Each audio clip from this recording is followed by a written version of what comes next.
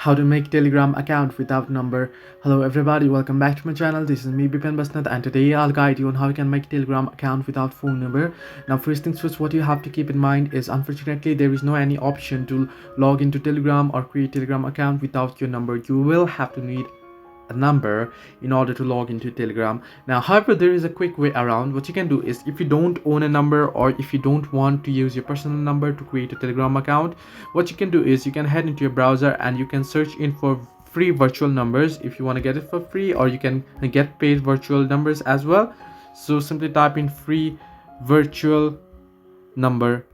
So once you do so, you'll get various links. You can go through these links here and you can open up and get the number. And once you get the number and country code, you want to go ahead and you want to type in here the country code and phone number. And once you do so, you want to tap on next. And once you do so, there what happens is the SMS will be there shown on this particular link there. If you reload the page, you'll get the SMS updated there, and if the Telegram sends the SMS there, you'll be able to log in by typing in the code particularly here.